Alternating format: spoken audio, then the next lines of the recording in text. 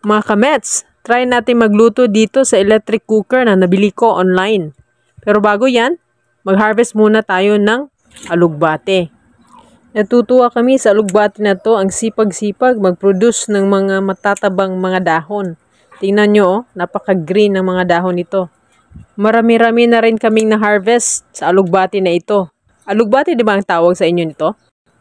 Pa-comment nga po if anong tawag sa gulay na ito sa lugar ninyo. Shout out pala sa ating mga kamets dyan sa Pagadian City. Pina kay Mary Jane Balendres. Shout out sa iyo, sis. Ayan, marami-rami na yung nakuha natin na dahon. At ngayon, kuha na naman tayo ng malunggay. Punta tayo sa taas, doon sa aming maliit na hardin. Yung malunggay pala natin ay tinanim ng aking panganay na anak. Ito na yung aming malunggay. Kukuha lang tayo ng mga ilang piraso. Ayan na siya, oh. Tamang-tama lang to sa gagawin nating sabaw. Sama natin dun sa alugbate na nakuha natin kanina. Yung electric cooker pala ay nabili ko lang ng less than 200 pesos online. Yan na, gamitin na natin. Naglagay lang ako ng 2 cups ng tubig at antayin lang natin itong kumulo. On lang natin yung switch at takpan. In less than 5 minutes ay kumulo na yung ating tubig na nilagay.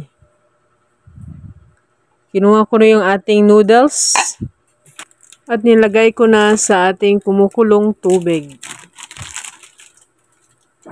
Dinagdag ko na rin yung kanyang seasoning at pati na rin yung mga gulay, yung ating alugbate at yung ating malunggay.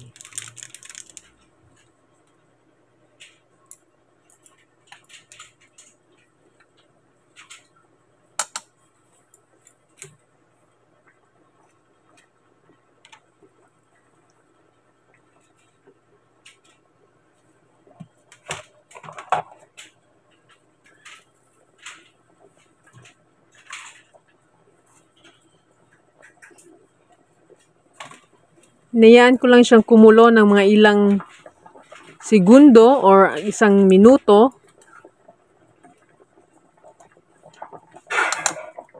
Mag-add na rin tayo ng 1 itlog.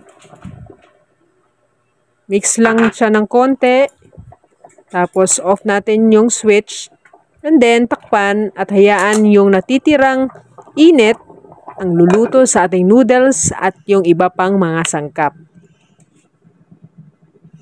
At ayan na mga kamets, luto na yung ating instant noodles na may gulay at itlog. Ready na to, reserve at kainin. Yung link kung saan ko nabili ang electric cooker na ito ay ilagay ko sa description ng video na ito. Maraming salamat po mga kamets. Huwag kalimutang mag-like, share, and follow sa ating kusina. Bye-bye!